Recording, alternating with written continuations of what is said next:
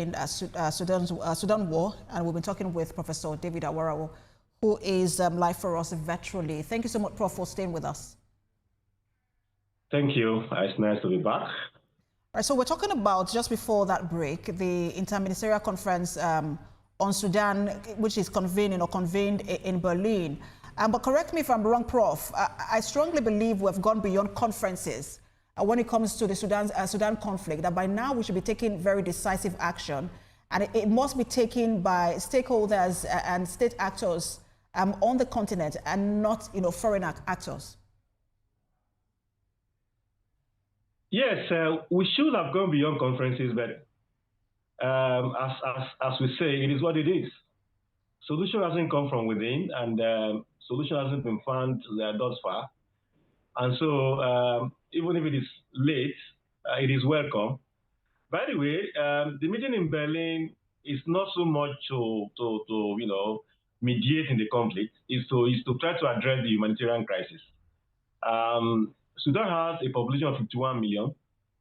We are told that 33 million of the 51 million need urgent handouts to be able to survive, basic things, water, food, and all that. So the picture we get is that of a humanitarian crisis of almost unimaginable proportion, which has drawn the attention of the world. Even the one in the war between Russia and Ukraine, and the one going on in the Middle East, we haven't had such extensive humanitarian crisis accompanying it.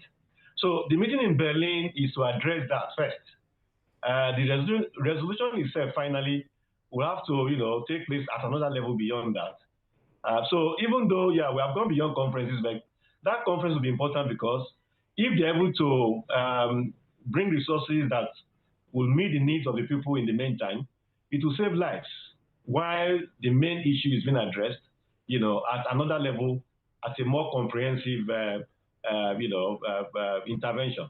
So the meeting in Berlin, it's coming too little, too late, but it's welcome, because if action is taken to address the crisis, humanitarian crisis, it's going to save lives in Sudan, while efforts are being made to resolve the main cause of the conflict itself. And Prof, Sudan is not new to conflict. More than me, I'm sure you remember the Janjaweed era. One of the commanders of that conflict was just sentenced by the ICC.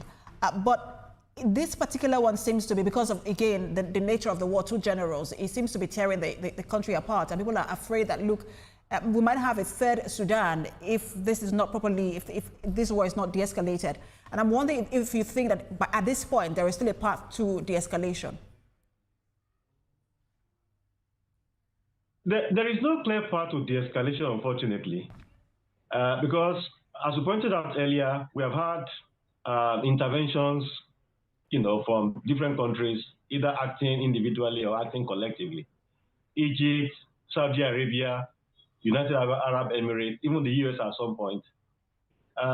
This hasn't yielded fruits. And as I pointed out before, the fact that the rapid response force, the leadership is able to control resources, to the west of the country, is giving them the impression that they could actually, topple the central government and establish their own government. So they are hopeful. So either side hasn't really have, neither side of the conflict has had an upper hand. And for you to have a shift, one side needs to have an upper hand over the other. So what we have is almost like a stalemated conflict, which is why things have become as complicated as they have. There's really the need for people who know these two leaders to be able to call them and then make them understand the fact that their countries, their country is dying.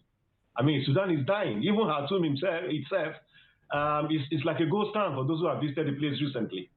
That they should put the interest of their country ahead of personal interest. It is such personal meetings and persuasions that may be able to persuade them to begin to reach a consensus.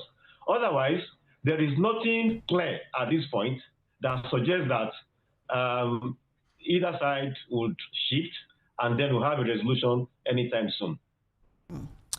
Thank you so much, Prof. We're following development, especially on what you mentioned earlier, the humanitarian crisis and the efforts to ensure that that is ameliorated. Professor of International Relations and Strategic Studies, David Aworawo, a pleasure to have you on as always.